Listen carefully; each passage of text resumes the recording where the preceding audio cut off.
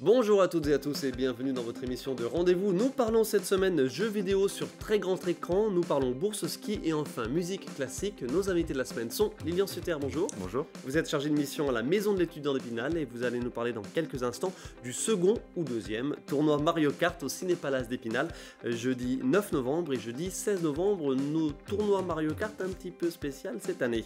A tout de suite, Hubert Gourguillon, bonjour. Bonjour. Président de l'AS, association sportive évidemment Gérardmer Ski, et vous allez nous parler de la bourse au ski de Gérardmer du vendredi 10 au dimanche 12 novembre. A tout de suite Hubert. Et enfin Olivier Roire, bonjour. Bonjour. Vous êtes le président des concerts classiques d'Épinal pour nous parler de cette nouvelle saison des concerts classiques, 77e saison. Joli score. A tout à l'heure Olivier. Lilian Sutter, donc chargé de mission de la Maison de l'étudiant d'Épinal, et bien voilà, nouvelle édition de ce tournoi Mario Kart. La première c'était l'année dernière. C'était en janvier. C'était en janvier, pardon. C'était que avec des étudiants, et là vous agrémentez un petit peu la soirée avec des qualifications de 16 équipes, donc le 9 novembre, et puis la suite c'est le 16 novembre. Pourquoi ce changement de format? Et on se détaille ça dans quelques instants. Alors, du coup, la première édition, il y avait que 8 équipes d'étudiants qui représentaient donc du coup chacun leur établissement d'enseignement supérieur. Ouais. La première édition, c'était une expérimentation. On ne savait pas encore si on allait pouvoir vraiment réaliser du jeu vidéo comme ça sur grand écran. Et donc là, pour cette deuxième édition, donc, la maison de l'étudiant a aussi un petit rôle d'insertion professionnelle pour les étudiants. Donc du coup, c'est pour ça qu'on s'est dit, pourquoi pas matcher du coup étudiants et entreprises pour cette seconde édition. Donc cette fois-ci, il n'y aura plus 8 équipes, mais il y en aura 32. Donc 16 entreprises et 16 établissements d'enseignement supérieur. Donc ils vont s'affronter du coup le 9 novembre et le 16 novembre. Donc le 9 novembre pour les phases de qualification et le 16 novembre pour les phases finales. Voilà, tout simplement. Intéressant cette notion d'insertion et d'échange évidemment avec ceux qui sont en formation professionnelle. Quels sont les autres établissements, donc vous dites insertion professionnelle, formation? Les établissements d'enseignement supérieur. Tout à fait. Alors pour tous les citer comme ça, je les aurai pas tous, mais on essaie de cibler quand même pas mal d'étudiants, d'étudiants de Nancy quand même, donc pour un peu développer l'événement déjà au niveau régional, pour les prochaines éditions, parce qu'on aimerait quand même toucher beaucoup plus d'étudiants. Ça se fait pas du tout sur Nancy? Ça se fait. Alors au cinéma, non. Au cinéma, non. Très bien. Le cinéma d'Épinal. Spécificité vosgienne, finalienne au Ciné-Palace d'Épinal, évidemment. C'est ça. Avec son directeur Arnaud Toussaint et toute son équipe qu'on salue, qui sont super dynamiques, bien sûr.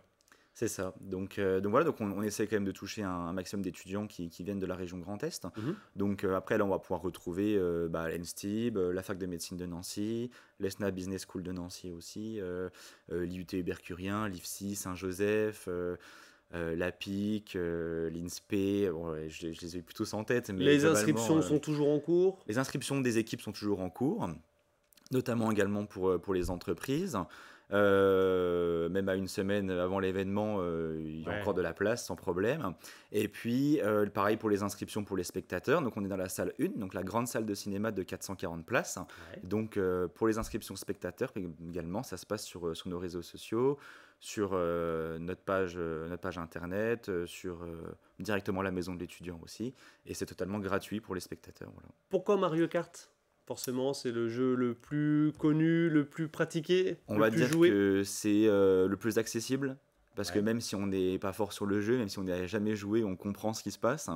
Et donc c'est le plus accessible. Et voilà. Et puis c'était aussi pour féminiser l'événement aussi. Voilà. Il y a beaucoup de jeux vidéo qui sont encore pratiqués par beaucoup de garçons. Et donc du coup, voilà, on voulait féminiser aussi forcément. Donc Mario Kart était le meilleur choix possible. Ouais. Ok, ça se passe en soirée de 20h à 23h. C'est ça. Ça aussi, c'est sympa, évidemment. Il y a un petit truc avant, un petit truc après, peut-être? Alors, on a prévu pour le 9 novembre, pour l'ouverture de l'événement, on a prévu un show avec l'association Parenthèse Studio. Un show de danse. Ensuite, l'événement va se dérouler jusqu'à 23h. Et puis, il y aura sûrement des surprises durant la soirée, durant les soirées même. Donc voilà. Et puis, le plus insolite aussi, c'est qu'au niveau des entreprises, donc, il n'y a pas que les entreprises, il y a aussi des collectivités, institutions publiques. Et donc là... structure professionnelle au niveau large. C'est ça. Et donc du coup, là,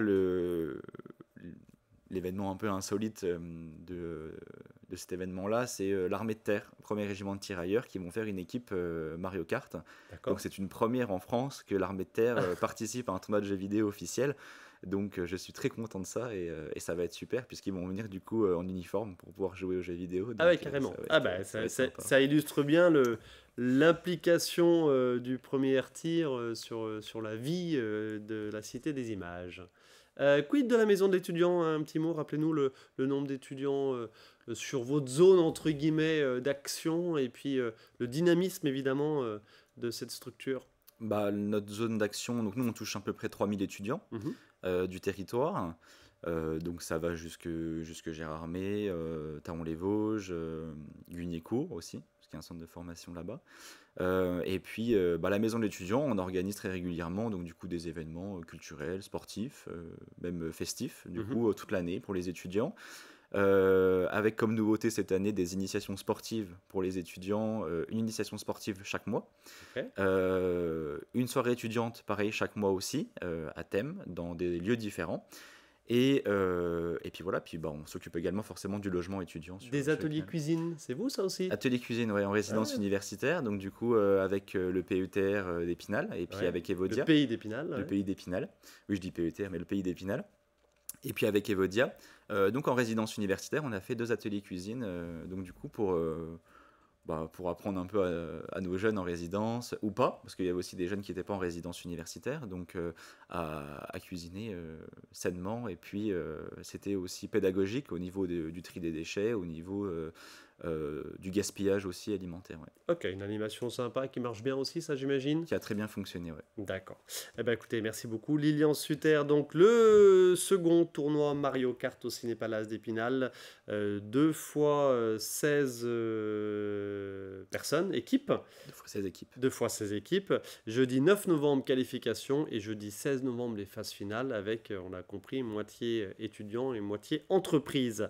Donc je répète, jeudi 9 novembre de 20h à 23h et jeudi 16 également de 20h à 23h. Merci beaucoup Lilian Sutter et bonne continuation en vous dans toutes les animations proposées tout au long de l'année par la maison de l'étudiant d'Épinal qui s'adresse évidemment à un vaste territoire. Je vous l'avais dit, jusqu'à Remiremont, Saint-Dié, Mirecourt et éventuellement. Voilà. Pas de souci. Merci beaucoup Lilian. Merci. Hubert Gourguillon, rebonjour, président de l'association sportive Gérardmer Ski, pour une nouvelle édition de la bourse au ski de Gérardmer. C'est du vendredi 10 au dimanche 12 novembre. On va voir l'affiche et on verra quelques images des éditions précédentes. La bourse au ski de Gérardmer, on va le rappeler, c'est la plus grosse bourse au ski de la région Grand Est. Tout à fait.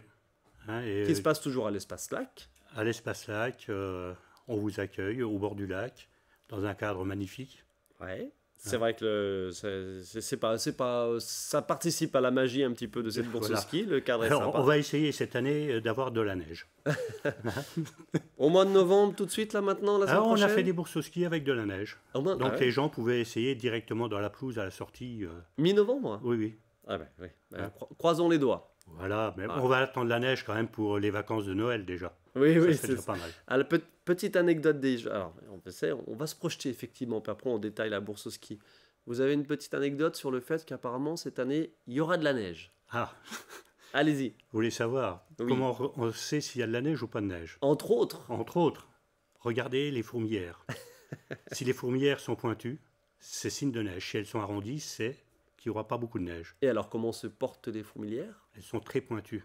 Cool. Ça ressemble au Mont Blanc. Si on vous donne tort, on vient vous voir. Il n'y a pas de problème. Si le temps vous donne tort. Allez, la bourse au ski, donc du vendredi 10 au dimanche 12 novembre, c'est à Gérardmer. Je l'ai dit, la plus grande bourse au ski.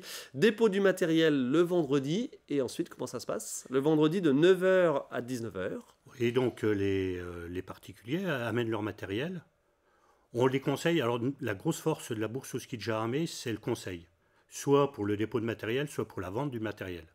Puisque tout le monde veut vendre son matériel au meilleur prix. Et pense que ces skis qui ont 40 ans, c'est une perle rare, mais c'est pas toujours le cas. C'est pas toujours le cas. Voilà. Donc nous, on va les conseiller, on va les aiguiller pour qu'ils déposent et puis qu'ils puissent vendre au meilleur prix leur matériel. Et le vendredi, on rentre à peu près plus de 8000 articles. 8000 chaussures, ski alpin, luge, vêtements. Ouais. Je dirais que ça va de la paire de chaussettes au ski de randonnée. Hein. Voilà, c'est ce que je voulais dire. Ski de fond, Ski de fond, snowboard, surf, ski de randonnée aussi. ski de randonnée. Ok. Ski de randonnée, j'imagine, ça doit monter un petit peu en puissance. Tout à fait. le stock Suite au Covid, il y a eu un engouement au niveau du ski de randonnée. Et là, il y a beaucoup de gens qui sont à recherche de matériel. Parce que c'est un peu cher, le ski de Le randonnée. ski de randonnée, ça reste encore Donc, on cher. trouve... bon, alors, c'est comme dans toute bourse. Hein, il faut être là au bon moment et trouver ce qui convient. Parce qu'il peut y avoir aussi des choses qui sont un peu chères et des choses qui sont, je ne veux pas dire données, mais les bonnes affaires. Les bonnes affaires. Alors, on va reparler du prix. Parlons déjà de la qualité un petit peu du matériel, parce que vraiment, vous déterminez si, oui, effectivement, ça vaut le coup de le prendre, ça vaut le coup de le mettre en vente ou pas. Ben, il y a déjà ce premier tri, il y a du matériel qu'on n'accepte pas. Alors, je veux dire, on va prendre des skis en bois, Ouais. plus pour la décoration, C'est mais pour le des skis, ce qu'on appelle les skis droits, qui étaient à l'époque, dans les années 80, là, on ne les prend plus. Mm. On va prendre des skis en état, on regarde l'état des skis, on fait quand même attention des skis, des chaussures, du matériel, des vêtements. Y a-t-il moyen sur place de leur donner un petit coup de peps au ski? Ah, non. Alors, Non. on est en train de réfléchir à ça, mais on a des partenaires qui vous font ça, ils ont de l'équipement. Et, Mais pas sur place. pas sur place, parce que... Vaut ça- mieux anticiper avant. Voilà. Vaut mieux se renseigner éventuellement, Oui, mais comment ça amener le s'appelle matériel dans un autre magasin. Voilà, un fartage, comment ça s'appelle, un affûtage, ça coûte dans les 30 euros, quoi. Mm. Et là, vous êtes parti pour quelques kilomètres de ski. Ok. Mais on est en train de réfléchir, parce que on a quelqu'un qui... On sent qu'il y a de la demande. Oui, oui. Ok. Au niveau du... donnez-nous un ordre de prix peut-être. Équipement Grosso pour- modo, une paire de skis neufs, c'est quoi? C'est du 150, 200 euros? Alors, alors, on dit qu'il y a du ski neuf. C'est pas du ski neuf, c'est du ski... Non, mais pour la différence avec un ski neuf en magasin. La différence, elle peut aller jusqu'à 50%, 30%. Ok. Ce qui Parce veut que c'est dire... des fins de série sur les skis, je dis bien neuf, hein, mais sur des skis d'occasion de qualité, parce qu'il y a des gens qui achètent des skis et puis ça leur convient pas, ils vont la revendre l'année d'après. Même une paire de chaussures, hein. Moi j'ai vu des paires de chaussures, les gens ils les ont dans le magasin, ça allait bien, et au bout de 2 descentes, ils les supportaient plus. Donc c'est des gens, ils vont vendre leurs chaussures à 80 euros, c'est des chaussures qui coûtent 300. Hein. Le matériel enfant, c'est super intéressant parce qu'évidemment, les enfants, c'est tous les ans qu'il faut changer. Exactement. Bon, allez, tous les 2 ans, grand max, mais généralement tous les ans, c'est mieux quand Tous même. les ans, c'est... oui. À moins que vous ne donniez pas à manger à vos enfants, mais ils grandissent. Ouais. Un équipement enfant complet, hein. Je dis chaussures, ski, Bâton, casque, bâton, casque, casque, casque, casque, casque, casque. On répète encore le mot casque. casque. Ah oui, Casque, ça c'est casque. pour moi c'est Qu'est-ce que c'est vous êtes- une aberration. C'est une aberration de voir des enfants et même des adultes skier sans casque. Et, Même, ils même peuvent- les adultes aujourd'hui, passons le message, voilà, en 2023. Même moi, président de club de ski, je skie avec un casque. Ça sert à rien de prendre le risque de se Non. faire mal Voilà. alors qu'on peut Et donc, l'éviter facilement. C'est comme en vélo, si je peux me permettre. Exactement. Pour un enfant, un équipement complet, ça peut tourner autour de 120 euros. Hmm. Qu'on peut revendre l'année d'après. Et ça fait un équipement qui va sur une année 50 euros. Et qu'on peut revendre quasi le même prix, si je peux me permettre. Oh, Quasi. non. Allez, c'est Non. peut-être 100 euros ou 80 alors. Voilà. Mais un ski, ça s'use. Hein. Contrairement à ce qu'on peut croire, c'est pas indéfini. Hein. Mhm. Ça fatigue. L'écart se s'use. Je l'ai dit, la plus grande bourse au ski de la région Grand Est, il y en a une il n'y a pas très longtemps à Saint-Dié, il doit y en avoir une aussi à Strasbourg, j'imagine. Oui, il y en mais avait au Valtin. j'imagine les gens viennent de loin. Très loin. On a fait une petite étude. Il y a des gens qui viennent vraiment hors région. Mhm. Hein. Il y a, bien entendu, alors, il y a des gens qui viennent par opportunité. Je dirais parce que Jaramé, ça draine beaucoup de monde. Mais on a des Belges, on a des Hollandais, etc. Et puis les gens, d'année en année, ils se lisent. Et l'année dernière, on a vu tout un groupe venant de Belgique qui sont venus à la bourse au ski. Exprès. Oui, exprès. Ouais, Et effectivement. ils en ont profité pour un beau Séjourner un petit week-end peu. à Jaramé. Certes. Un petit mot sur votre association, l'association l'association sportive Gérard Armé Ski. C'est vous qui organisez pas mal de compétitions évidemment sur la station. Les grands rendez-vous de la saison, quels seront-ils? Alors, je pense Tout que va dépendre de la neige, bien Tout va évidemment. dépendre de la Tout va neige. dépendre de l'ouverture du domaine. On sait que Exactement. c'est un petit peu tendu Cette aussi. année, suite à un petit peu à tout ce qui s'est passé durant l'été, on a mis un peu le frein, D'accord. hein, sur des grands rendez-vous. Alors, ce qu'on a mis au calendrier, quand même, c'est un grand week-end de télémarque, D'accord. avec une initiation, avec des courses de télémarque pour les jeunes, et puis une course au niveau national de télémarque. Ce sera quand? Alors, de tête, ça doit être le 22 janvier.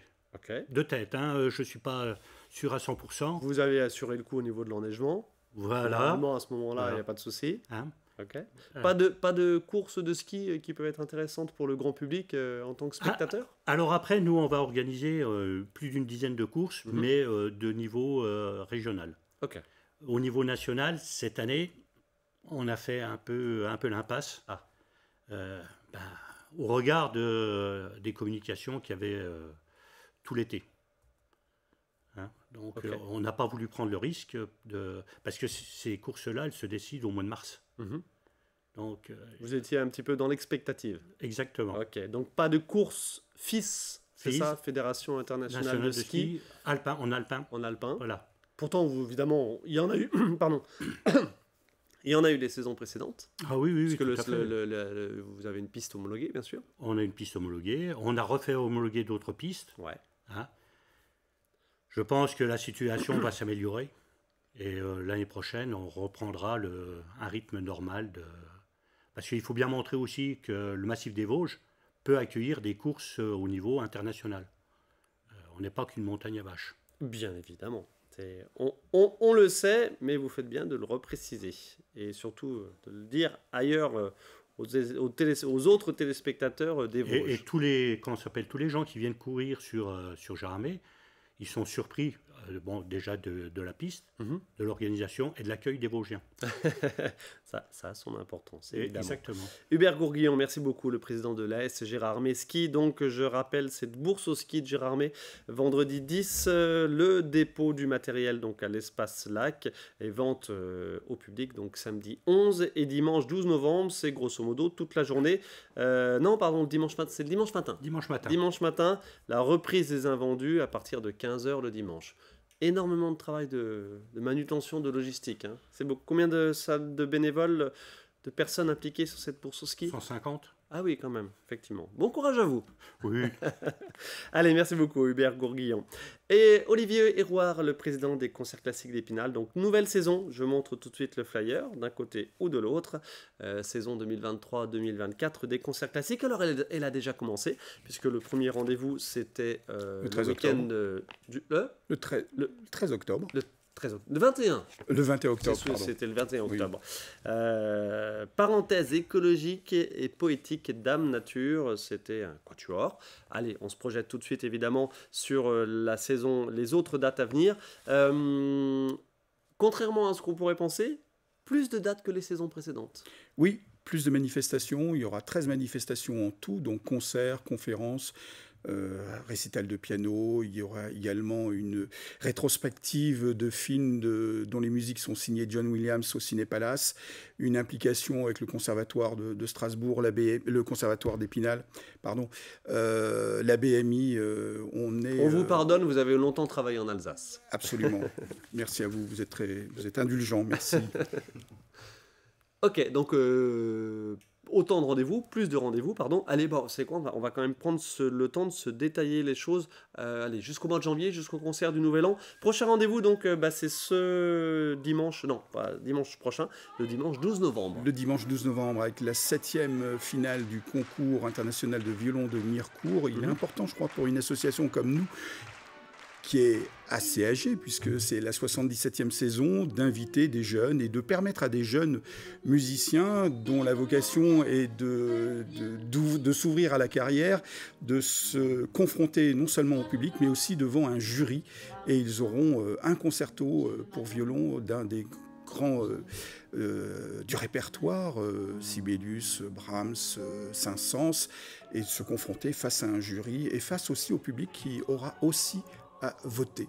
Accompagné par l'orchestre de l'Opéra national de Lorraine. Dirigé par un jeune chef, William Lesage, et je voudrais aussi signaler que ce concert, cette finale, peut avoir lieu grâce au concours du président de ce concours, qui est Jean-Pierre Bégel, et de Marianne Piketty, qui est la directrice artistique. Du concours international de violon de Mirecourt.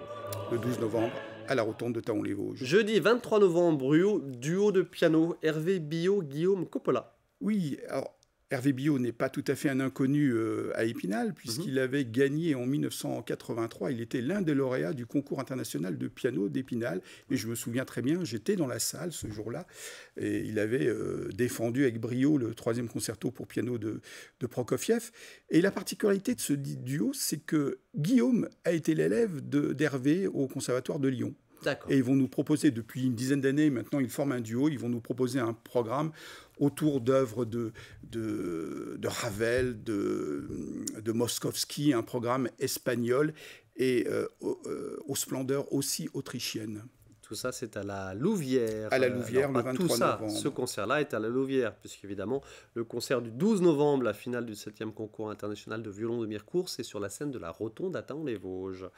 Vendredi 1er décembre, Basilique Saint-Maurice, concert de la Saint-Nicolas. Rendez-vous traditionnel aussi. C'est un rendez-vous traditionnel à la Basilique Saint-Maurice. Ouais. Ce concert lance les festivités de la Cité des Images. Et cette année, nous avons choisi une des œuvres phares de la musique sacrée, de la musique baroque, de la musique festive. C'est l'Oratorio de Noël de Jean-Sébastien Bach. Alors c'est une œuvre qui est composée de 6 cantates. 6 cantates, on n'en donnera que 3, les 3 premières, avec un ensemble nancéen, le Gradus ad Musicam, et dirigé par son directeur musical, François Leger. Un petit mot sur un concert hors abonnement de chez vous, mais la Mécanterie de Saint-Jean, le chœur de filles de Colmar, ça aussi, ça marche toujours bien. Absolument, et là aussi, c'est une tradition assez dimanche ancienne 10 décembre. Que j'ai repris, bien évidemment, un partenariat avec les Jeunesses musicales de France, dont la présidence est assurée par Jean-Paul Auvion, et tous les ans, il nous propose d'être soutien d'un des concerts, et ce sera donc le jeudi 10 décembre, à l'église de Chantraine, la Mécanterie de Saint-Jean, un chœur de filles de Colmar. On retrouve une nouvelle fois l'Alsace.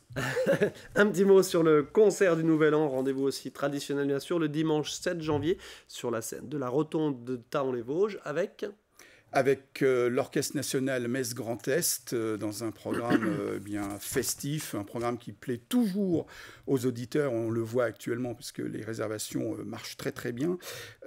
C'est un programme dont la première partie sera un petit peu espagnole, mais la deuxième, on retrouvera tous les tubes de la musique viennoise, et le concert se terminera bien sûr. Il y aura un bis, bien évidemment, que je ne vais pas dévoiler, mais le concert se terminera comme à Vienne, avec la célèbre valse, le Beau Danube bleu de Johann Strauss fils. Merci beaucoup pour cette petite mise en bouche. On parlera peut-être des autres dates du début d'année prochaine, en début d'année prochaine ou en fin d'année 2023. On verra ça. Mais on rappelle, vendredi 15, samedi 16, dimanche 17 mars, un grand week-end autour des musiques de films. Ça, l'idée, c'était quoi de ce week-end, de s'ouvrir un petit peu à un nouveau public ? Oui, et l'idée, elle vient tout simplement d'une proposition qui m'a été faite par l'Orchestre national Metz Grand Est et David Reiland, le directeur musical, d'inviter l'orchestre pour un programme de musique de film autour de John Williams. Et à partir de là, j'ai proposé à mes amis des concerts classiques de faire tout un week-end qui sera ouvert au plus grand nombre, et puis je pense qu'on aura l'occasion de collaborer avec Lilian, d'ouvrir les concerts aux jeunes. John Williams, c'est évidemment notamment Star Wars. Oui, et puis la guerre des étoiles. Absolument. Voilà. On aura droit à du Star Wars, évidemment, au mois de mars. On aura tous les tubes de John Williams à la Rotonde, puisque le concert aura lieu aussi à la Rotonde. Mais on aura aussi des musiques japonaises grâce au concours de l'harmonie municipale d'Épinal. Voilà. C'est un programme très grand public, et c'est un programme qui devrait marcher, comme on dit. Eh ben, vous savez quoi, on y reviendra. En termes d'abonnement, qu'est-ce que ça dit et de fréquentation? Eh bien, l'année dernière, on a augmenté notre billetterie de 5%. On a à peu près 3000, un peu plus de 3000 auditeurs par an. Mais cette année, j'espère qu'on va faire un peu mieux et on a besoin du soutien du public parce que les associations ne peuvent vivre que si le public se déplace pour aller écouter la belle musique. Et les abonnements, les tarifs, tout ça est à retrouver évidemment sur votre site internet. Et à l'Office du tourisme. Et à l'Office du tourisme, et c'est toujours très intéressant évidemment de s'abonner. Absolument. Voilà, ça donne aussi un petit peu de finances et de trésorerie aux associations qui se bougent pour organiser des choses et vous proposer des programmations diverses et variées. Messieurs, merci beaucoup à tous les trois de votre participation. Je rappelle Hubert Gourguillon, la bourse au ski de Gérardmer du vendredi 10 au dimanche 12 novembre et Lilian Sutter. Rendez-vous avec des étudiants et des professionnels d'entreprises, collectivités diverses et variées. Jeudi 9 novembre au Ciné-Palace pour un tournoi Mario Kart. Ça, c'est les qualifications. Jeudi 16, c'est les phases finales. Merci à tous les trois. Bonne continuation. Merci à vous. Merci à vous de votre attention. On se retrouve la semaine prochaine pour une nouvelle émission.